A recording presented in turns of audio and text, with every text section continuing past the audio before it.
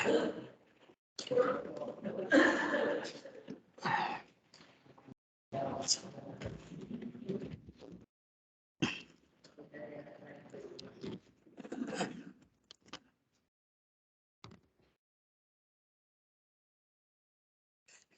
warahmatullahi wabarakatuh. Innal hamdalillah nahmaduhu wa nasta'in wa nastaghfiruh wa na'udzu billahi min sururi anfusina wa min sayyiati a'malina. May yahdihillahu fala mudilla lahu wa may yudlil fala hadiya lahu. Asyhadu an la ilaha illallah wahdahu la syarika lahu wa asyhadu anna Muhammadan abduhu wa rasuluhu alladzi la nabiyya ba'da amma ba'd. Jemaah sekalian yang semoga dirahmati oleh Allah Subhanahu wa taala. Alhamdulillah syukur ala ni'amillah kita dapat bermajlis kembali, dan pembahasan kita kali ini berbicara tentang bab rahmatil bahaim, bab menyayangi binatang. Al-Imam Al-Bukhari beliau di sini saya perhatikan ada 3 bab, itu semuanya tentang binatang. Tentang binatang. Kalau saya perhatikan ini tentang binatang. Yang pertama babnya adalah bab rahmatil bahaim, bab tentang menyayangi binatang ternak ya, atau binatang. Kemudian yang kedua yaitu bab ke-177, babu akhdil bid minal hummarah, bab mengambil telur dari burung kumri ya, burung kumri, burung cicit ya. Kemudian yang ketiga babut toiri fil qapas, bab tentang burung yang berada pada sarangnya. Ini 3 bab ini, dari mulai bab yang ke-176 sampai ke 178, semuanya pembahasannya bagaimana kita memiliki sikap yang baik ya, penyayang kepada burung ya. Dan bab ini membantah kepada anggapan orang bahwa Islam itu tidak memiliki kepekaan dengan lingkungan sekitar. Ini tidak benar. Islam itu tidak menyayangi binatang, Islam itu tidak ini dan itu, ini tidak benar. Kenapa? Karena Islam itu yakni rahmatan lil alamin, dan yang namanya dunia hewan adalah termasuk minal alam, termasuk alam semesta ini. Maka di dalam kitab Al-Adabul Mufrad ini di sini diterangkan tentang 3 bab ini. Kita mulai dari bab yang pertama, bab rahmatil bahaim. Qala al-Imam Al-Bukhari rahimahullah, hadatsana Ismail qala hadatsani Malik an Sumayyi maula Abi Bakrin, dari Sumay maula Abi Bakar ya, Sumayyin maula Abi Bakrin, an Abi Salih As-Saman an Abi Hurairah anna Rasulullah qala, dari sahabat Nabi yang mulia Abu Hurairah radhiyallahu anhu. Hadis ke-378 ini diterangkan bahwa akhrajahul musannif fil adab. Ternyata Imam Bukhari juga mengeluarkan dalam kitab sahihnya, yaitu Kitabul Adab, Babu Rahmatin Nas wal Bahaim, dalam bab menyayangi manusia dan binatang. Juga Imam Muslim dalam kitab sahihnya, dalam Kitabus Salam, Babu Fadli Saqil Bahaim al-muhtaramah wa ihtiramiha, bab tentang keutamaan memberikan minum kepada binatang yang dihormati, yang dimuliakan, dan juga memuliakannya. Artinya hadis ini selain ditulis di dalam kitab Al-Adabul Mufrad, juga tertera dalam kitab Sahih Al-Bukhari dan Sahih Muslim. Maka hadis ini sahih dan bisa dijadikan dalil dan dapat diamalkan. Apa itu hadisnya? Kata Rasulullah, bainama rajulun yamshi bi tariqin, ketika ada orang tengah berjalan di suatu jalan, istadda bihil atasu, ternyata dia sangat kehausan. Fawajada bi'ran, lalu orang tersebut mendapati sumur, panazala fiha, maka dia pun turun padanya. Hadis ini hadis yang sering dibahas ya, sering dibacakan. Tapi mungkin saya perlu bacakan teksnya sekaligus terjemahnya biar Anda tahu alur ceritanya. Setelah orang tersebut turun ke dalam sumur tersebut, fasyariba, lalu dia pun minum, summa kharaja, kemudian dia keluar dari sumur tadi. Faida kalbun yalhas, ternyata ketika dia keluar dari sumur naik ke atas otomatis. Dan kemudian dia heran, ternyata ada apa? Faida kalbun yalhas. Ternyata ada anjing yang sedang menjulurkan lidahnya karena apa? Karena sangat kehausan.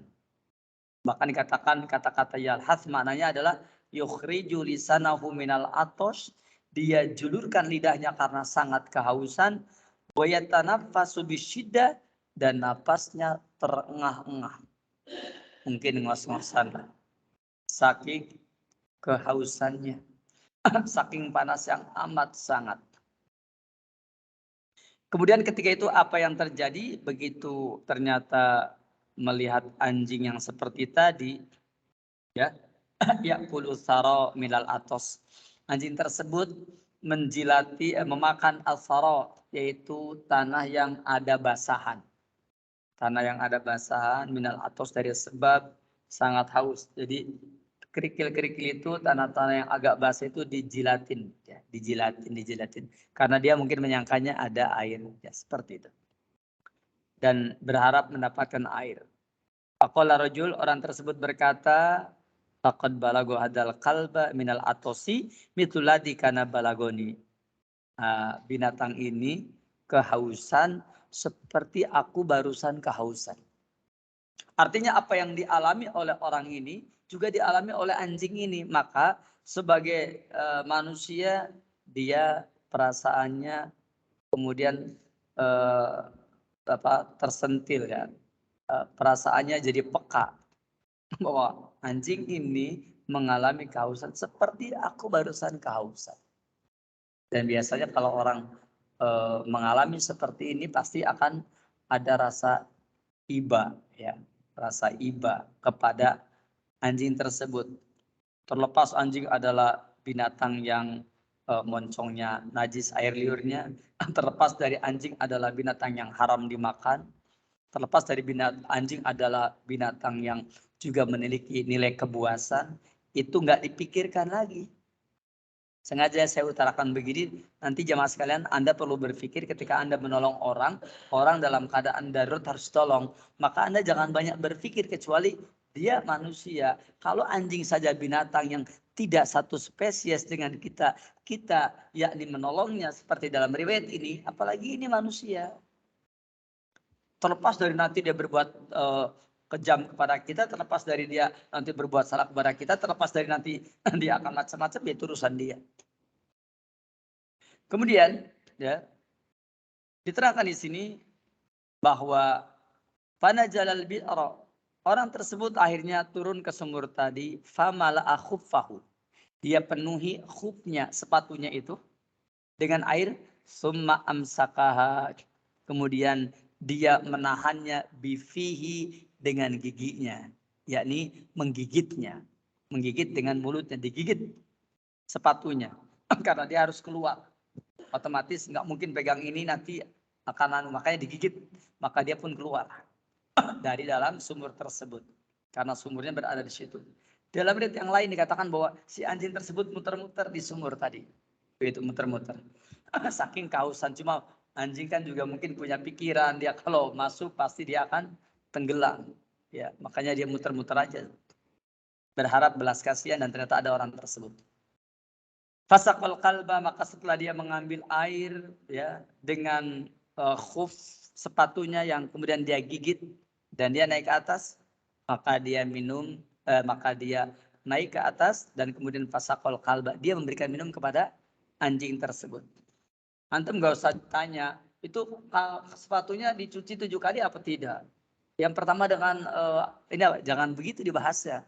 Karena ini lagi bahas pertolongannya. Yang terpenting adalah menolong anjingnya. Nggak ngebahas sepatu ini jadi najis apa tidak, dicuci dengan 7 kali. Itu nggak dibahas dulu. Itu menunjukkan bahwa kalau membahas sesuatu itu, bahas yang terpenting. Karena yang lain itu akan selesai setelah persoalan yang penting itu selesai begitu. Itu namanya teknik memahamkan sesuatu bahwa yang terpenting dulu, aham-pahaman yang terpenting. Ketika yang terpenting bisa diselesaikan, insya Allah yang lainnya akan mengikuti. Begitulah cara orang menyelesaikan problem. Jangan problem itu tumpang tindih. Nanti bagaimana ini, bagaimana itu. Yang awal dulu, yang pokok dulu. Ini mengajari kepada kita bahwa kalau kita menyelesaikan problem, maka selesaikan dulu inti masalah. Bukan cabang masalah, inti masalah. Hadis ini mengajari kepada kita bagaimana cara menyelesaikan sebuah problem.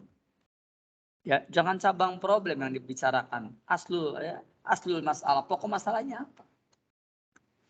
Kemudian fasakarallahu lahu, maka Allah pun berterima kasih kepada orang tersebut. Faghfaralahu, sebagai hadiahnya Allah ampuni dia. Barakallahu fikum jemaah sekalian. Kalau anjing saja yang kita tolong menyebabkan orang tersebut, kalau anjing saja yang dia tolong menyebabkan orang tersebut diampuni oleh Allah, apalagi yang kita tolong manusia. Begitu. Qalu, mereka bertanya, ya Rasulullah, wa inna lana fil bahaim ajran, apakah kita mendapatkan pahala dengan sebab menolong binatang? Qala, kata Rasul, fi kulli dzati kabidin ratbatin ajrun. Pada setiap binatang yang memiliki lambung, maka pasti dia ada pahala ketika kita menolong dengan cara memberikan minum seperti tadi. Hadis ini sahih, dan hadis ini mengajarkan kepada kita, ya, yaitu fihi al-has alal ihsan ilal hayawan. Yakni di dalam hadis tersebut dianjurkan berbuat baik kepada hewan. Al-ihsan. Kalimatnya al-ihsan ilal hayawan. Berbuat baik kepada hewan. Kenapa kata-katanya al-ihsan? Karena yang namanya al-ihsan adalah orang yang berbuat baik kepada orang yang orang tersebut belum tentu berbuat baik kepada dia. Jadi kalau berbuat baik itu harus pakai akhlak ihsan. Dan ihsan itu adalah akhlak yang mana berbuat baik, tidak pernah mengharapkan balasan dari orang yang dia berbuat baik kepadanya. Ya. Seperti mungkin kita bisa lihat firman Allah yang mulia ya dalam Al-Qur'anul Karim. Ya, Allah berfirman di Quran, ya.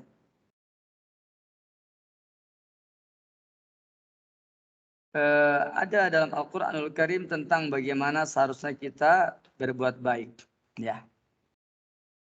Di dalam surah Al-Qasas ayat 77 Allah berfirman, wa ahsin kama ahsanallahu ilaik, al-ayah.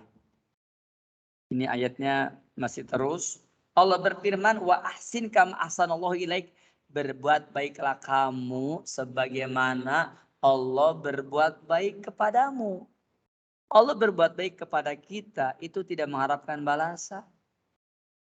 Maka ketika kita berbuat baik seperti dalam kasus tadi, maka perbuatan baiknya kita itu bukan karena kita meminta balasan. Siapa di antara kita yang berbuat baik dan mengharapkan balasan, ketahuilah yang ada adalah sakit hati. Yang ada adalah kecewa. Berbuat baik, meminta balasan, sakit hati. Berbuat baik, mempunyai harapan dari orang yang kita berbuat baik kepada dia, sakit hati. Ya. Makanya jadilah orang yang betul-betul berbuat baik dengan penuh ketulusan. Kalaupun kita tidak akan dibalasi dari dia, mungkin jalan yang lain yang akan memberikan balasan kepada kita. Dan bisa jadi balasan itu jauh lebih baik. Jauh lebih baik dan jauh lebih menenteramkan hati kita. Kadang-kadang kalau kita mengejar-ngejar orang yang kita berbuat baik kepada dia, kita berharap dia berbuat baik kepada kita, mengejar-ngejar yang seperti ini capek. Tercapainya tidak, maka kayak tadi. Makanya saya sering menasihati pasangan suami istri, itu seorang suami jangan pernah berpikir bagaimana istrinya berbuat baik kepada dia, capek. Sebagaimana seorang istri jangan pernah berharap suaminya berbuat baik kepada dia, capek. Kan pertengkaran itu kan timbul karena sang istri menuntut suaminya membahagiakan, seorang istri menuntut suaminya membahagiakan, dan seorang suami menuntut istrinya membahagiakan. Itu capek. Kalau ingin tidak capek, kita berbuat baik kepada istri kita. Mau istri kita berbuat baik kepada kita atau tidak, itu terserah dia. Yang penting kebaikan kita pasti akan ada balasan yang nyata di sisi Allah. Dan kita akan bahagia.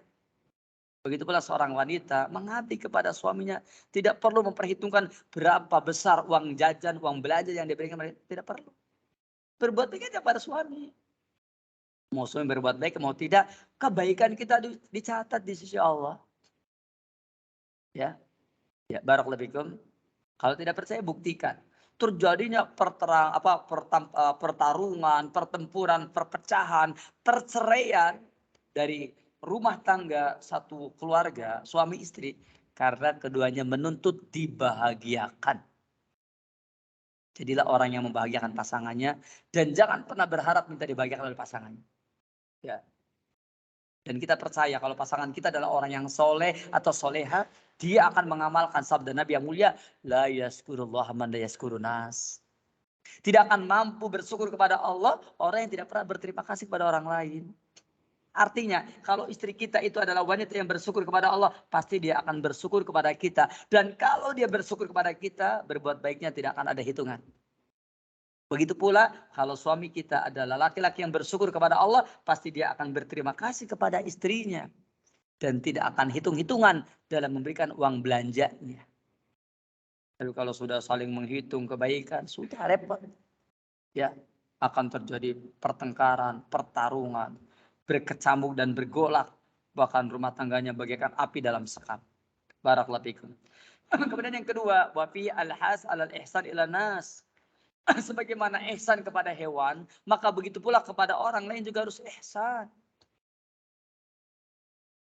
Kalau kita berbuat baik kepada hewan, kayaknya si ihsan ya, karena kita kayaknya nggak mungkin mengharapkan balasan dari hewan itu. Aku berbuat baik kepada binatang, terus binatangnya nanti akan berbuat kepada kayaknya enggak.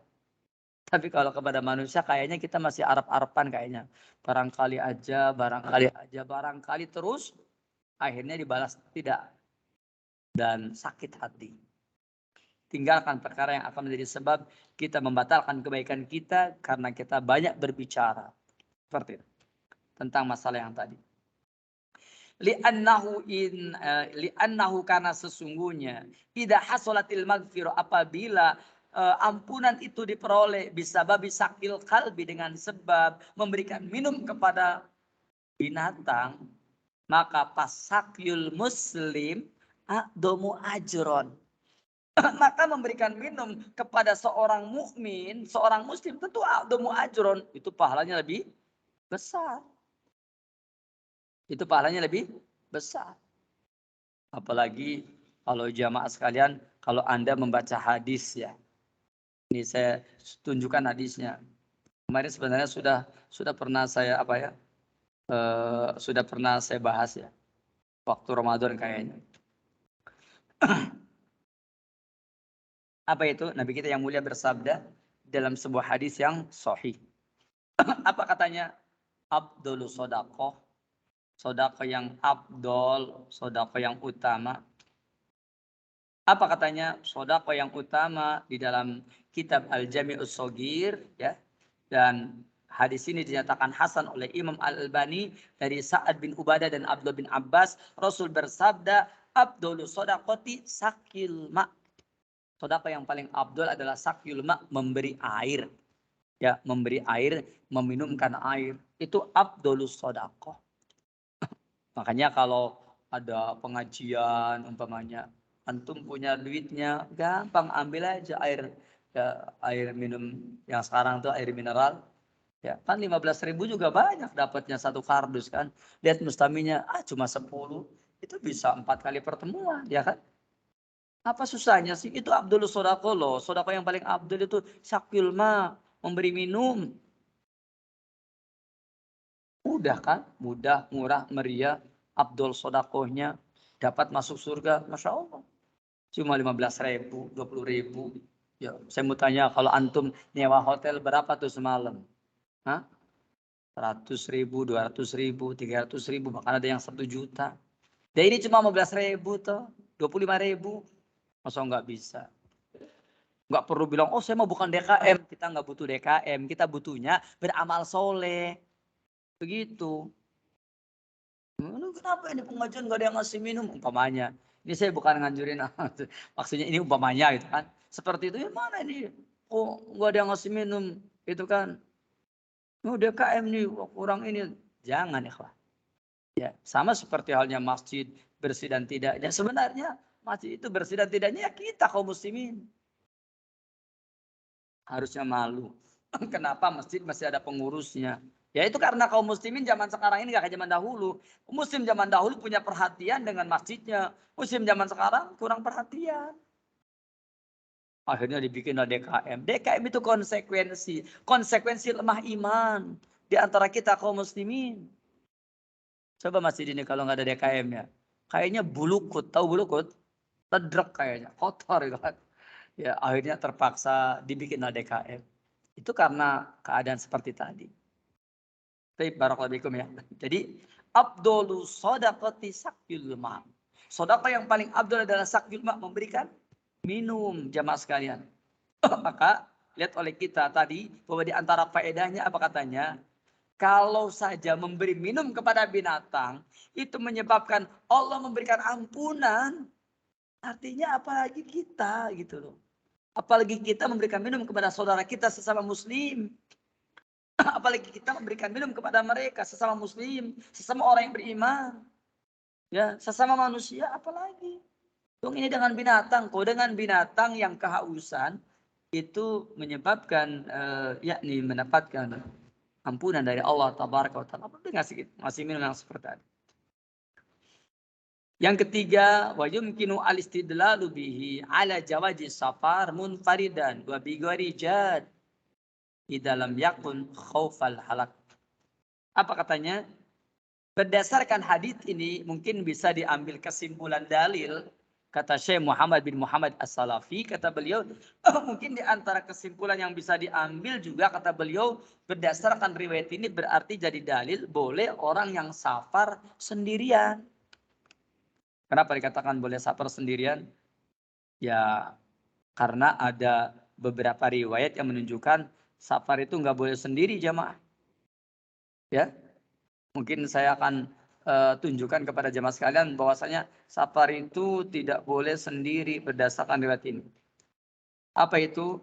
Di dalam sebuah hadis yang sahih, Nabi kita yang mulia bersabda, "Ar-raqibu syaitonun," orang yang bepergian seorang diri setan. Tuh, percaya enggak ya? Ar-raqibu syaiton, orang yang bepergian seorang diri setan. Berarti apa tuh? Safar sendirian boleh apa tidak? Tidak boleh menurut keterangan ini kan? Ini terdapat dalam riwayat Imam At-Tirmidzi dengan derajat hasan, juga terdapat dalam Sunan Abi Dawud, An-Nasai, dan juga riwayat Imam Ahmad. Raqibu syaitonun. Orang yang bepergian seorang diri setan. Waraqibani syaitonani, orang yang bepergian 2 orang setan. Ya, wasalah satu rokbun, orang yang bepergian 3 orang, maka rokbun rombongan. Barakallahu fikum. Ya, pernah Anda bepergian sendirian? Jawabnya sering. Berarti apa tuh? Berarti apa tuh? Setan begitu kan. Duaan, setan, supir dengan majikannya. Duaan. Dua-duanya setan. Adapun ketiga apa? Wasalah satu rukun. Kalau 3 baru ke rombongan. Makanya dalam hadis yang lain, idza kuntum salasatan fi palatin, kalau kamu bertiga dalam satu bepergian di padang Sahara, di tempat yang kosong, fa amiru ahadakum. Angkat salah seorang dari kalian sebagai pimpinan safar, namanya amirus safar. Namanya amirus safar. Masya Allah. Ternyata safar itu ada amirnya, ada pimpinannya. Ya, itu tidak kuntum salah satan. Kalau kamu bertiga, enggak berdua, enggak satu. Ini dalil bahwa yang menunjukkan bahwa safari itu bagusnya bertiga. Begitu. Ya.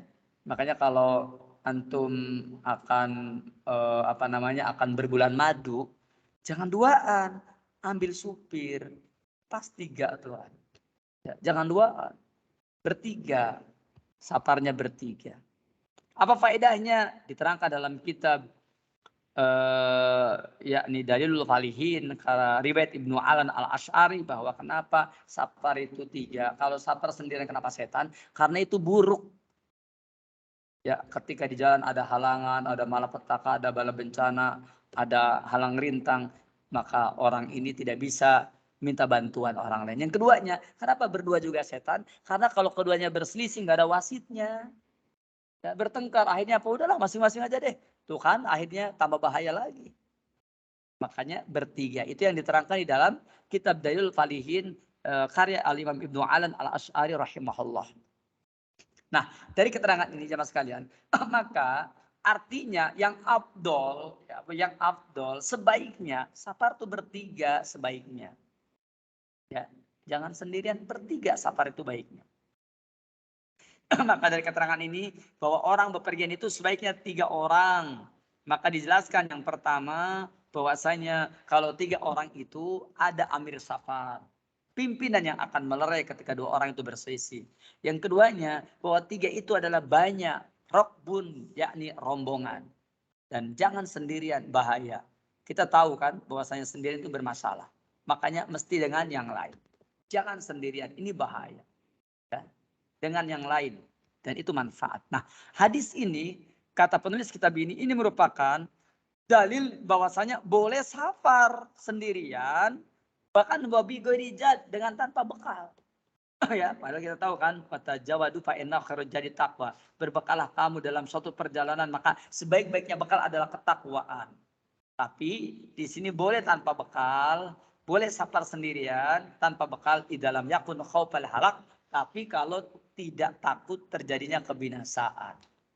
Artinya kalau orang mau bepergian tuh harus memperhitungkan ini timbul madorot apa tidak. Karena apa? Karena dalam riwayat yang lain Nabi kita yang mulia juga bersabda, as-safaru qit'atun minal adab. Yang namanya safar itu adalah serpihan adab. Jadi kalau orang itu tidak hati-hati, maka dia akan bermasalah. Karena kata Rasul, as-safaru qit'atun minal adab. Yang namanya safar adalah serpihan adab. Jadi kita harus hati-hati. Safar itu serpihan adab. As-safaru qit'atun minal adab. Demikian dalam hadis riwayat Imam Al-Bukhari, Imam Muslim dari Abu Hurairah dikatakan as-safaru qit'atun minal adab. Kenapa dikatakan qit'atun minal adab? Karena orang yang safar itu, kata Rasulullah SAW, yamna'u ahadakum ta'amahum. Ya, yakni salah seorang di antara kamu dengan safar itu, safar sudah menghalangi seseorang dari makannya, membatasi makan. Washarobahu, membatasi minum. Wanaumahu, membatasi tidurnya. Begitu. Faidah qada nahmatahu. Kalau safar itu sudah selesai tujuannya, falyu ajil ila ahlihi, segera kembali kepada istrinya supaya jangan terjadi perzinahan dalam safar. Barakallahu fikum. Jadi safar itu kalau penting aja. Jangan mau main aja deh. Kenapa pusing di rumah? Jangan begitu. Tujuannya harus jelas. Mau apa safar itu ya? Jangan sampai safar seperti tadi. Baik jemaah sekalian yang semoga dirahmati oleh Allah SWT. Ini adalah poin yang pertama, yaitu dari hadis Nabi yang mulia ini. Kemudian selanjutnya, jemaah sekalian semoga dirahmati oleh Allah SWT. Yang keduanya, hadis yang ke-309, hadasana Ismailu qala hadasani Malikun an Nafin an Abdullah bin Umar. Dari Abdullah bin Umar, kata Abdullah bin Umar, anna Rasulullah SAW qol, sesungguhnya Rasulullah SAW telah bersabda, kata Rasulullah, Uddibat imra'atun pihirratin, bahwa ada seorang wanita itu diazab pihirratin karena seekor kucing, habasatha, yang dia kurung, hatta mata ju'an, sampai dia mati dalam keadaan kelaparan. Pada kholat pihanar, maka perempuan tersebut akan masuk neraka dengan sebab tadi. Yuqol, dikatakan wallahu alam, la anti atau antiha, engkaukah, yaitu la anti amtiha, engkaukah yang tidak memberikan makan, wala anti sakoitiha, engkaukah yang tidak memberikan minum kepada kucing tersebut, hinna habastiha, yaitu ketika engkau mengurungnya. Kemudian wala arsal tiha, dan engkau pun tidak melepaskannya, fa akalat min khosyasil ardi, Yang mana kalau engkau melepaskannya, dia dapat makan dari serangga-serangga yang berada di bumi ini. Atau binatang-binatang yang bisa diterkam oleh kucing tersebut. Seperti tikus dan yang lainnya umpamanya. Masya Allah. Barakallahu. Hadis ke-309 ini adalah hadis yang juga diriwayatkan oleh Imam Bukhari dalam kitab Musyaqqatnya dalam bab fadli man saqal ma, bab keutamaan orang yang memberikan minum. Juga di Imam Muslim dalam kitab Al-Bir Wasilah, babnya adalah bab tahrimi ta'dibil hirra, bab haramnya menyiksa kucing dengan cara mengurung. Ini luar biasa. Kucing dikurung sehingga akhirnya sampai matinya. Masya Allah. Ini menunjukkan bahwasanya ya di dalam keterangan ini jawaju ya fihi jawaju ittikhadil hira wa ribatiha idalam yuhmil it'amaha wa saqiyaha. Artinya bahwa sebenarnya mengurung kucing itu enggak masalah ya, atau mengikatnya enggak masalah. Yang penting apa? Memberi makannya, memberi minumnya. Yang masalah itu karena apa? Enggak memberi makan, enggak memberi minum. Ya kalau dia mengikat kucing, mengurung kucing tapi diberikan makan dan minumnya, ada kandangnya, beri makan dan minumnya, enggak ada masalah. Yang jadi masalah itu tadi, makanya kata Rasul, kenapa engkau yakni tidak melepaskannya? Ya, yakni diterangkan di dalam keterangan ini ya, bukan kata Rasul tapi dalam penerangan ini diterangkan bahwasanya kenapa engkau tidak melepaskannya, yang mana dia bisa berburu, mencari makan sendiri begitu. Nah ini salah satu bukti bahwasanya mengikatnya sih nggak ada masalah, mengurungnya nggak ada masalah. Yang jadi masalah karena tidak memberi makan, tidak memberi minum. Mengandangi kucing nggak masalah, yang penting memberikan makan dan minum, memenuhi apa hajatnya begitu. Yang keduanya wafi wujubu nafaqatil hayawan ya ala malikihi. Ini dalil wajib ngasih makanan kalau kita pemiliknya. Kalau kita pemiliknya dan kita memelihara binatang, wajib ngasih makan, wajib ngasih minum, wajib memelihara begitu. Kalau kita pemiliknya, kalau kita nggak sanggup ngasih makan dan minumnya, mendingan dia apa? Dilepaskan. Yang ketiganya fihi dalil ala tahrimi qatlil hira wa tahrimi habsiya bi ghairi ta'am aw syarab. Juga di dalam hadis tersebut dalil haramnya membunuh kucing. Haram pula memenjarakan kucing dengan tanpa memberikan makan dan minum. Karena itu berarti membunuhnya. Berikutnya, wa inna habsal hira bi ghairi ta'am aw syarab maksiyatun. Bahwasanya orang yang mengurung kucing, memenjarakan kucing dengan tanpa memberikan makan, tanpa memberikan minum, itu merupakan kemaksiatan. Itu merupakan kedurhakaan. Bahkan wasababun lidukhulin nar. Dengan sebab perbuatan kita seperti itu dapat menjadi penyebab kita masuk neraka. Nas'alullah salamata wal afiyah. Teman sekalian, kita harus hati-hati dalam urusan ini. Karena ini urusannya tidak sederhana. Karena kita akan berhadapan dengan Allah tabaraka wa ta'ala. Cukup dulu barangkali penjelasan saya. 2 dalil ya. Nanti insya Allah kita teruskan lagi dengan 2 dalil berikutnya insya Allah di pertemuan mendatang. Dan dipersilakan barangkali ada pertanyaan. Tafadhol Pak Yasa.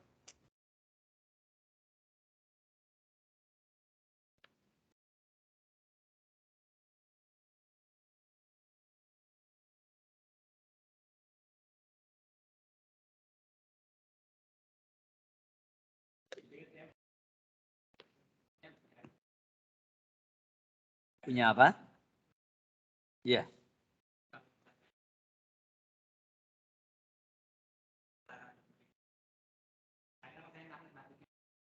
Nakutin kucing? Nakutin kucing? Baik. Berarti pertanyaannya bagaimana hukumnya menakut-nakuti kucing barangkali? Itu pertanyaannya. Baik. Jemaah sekalian yang semoga dirahmati oleh Allah SWT. Berkenaan dengan ya menakut-nakuti kucing ya. Apakah ini dibolehkan apa tidak? Jawabnya, menakut-nakuti kucing adalah termasuk perkara yang terlarang. Sebagaimana juga kita dilarang menakut-nakuti seorang mukmin. Sama itu juga terlarang. Seperti dalam sebuah hadis yang sahih ya. dalam seperti dalam sebuah hadis yang derajatnya hasan dalam kitab Al-Jami' Shaghir dari Anas bin Malik, Nabi kita yang mulia bersabda, "Man rawwa'a mu'minan," ya, siapa yang menakut-nakuti seorang mukmin, maka lam yu'amminillahu ra'atahu yaumil qiyamah. Allah tidak akan memberikan keamanan kepada dia dari menakut-nakuti tersebut pada hari kiamat nanti.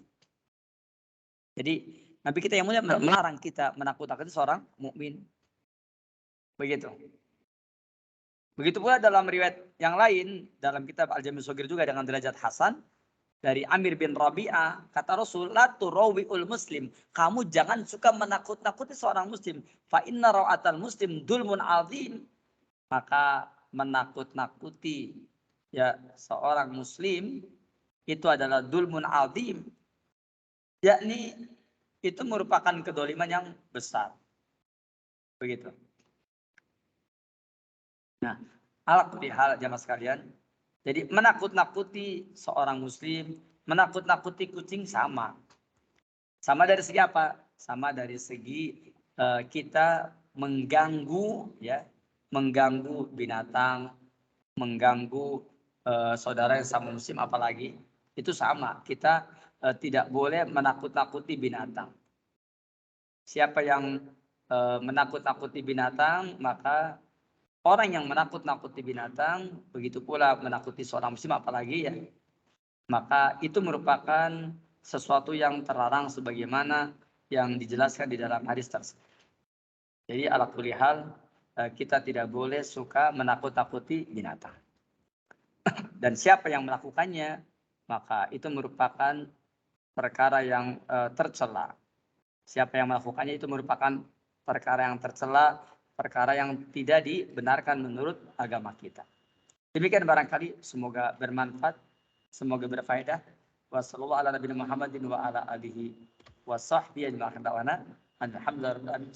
warahmatullahi wabarakatuh.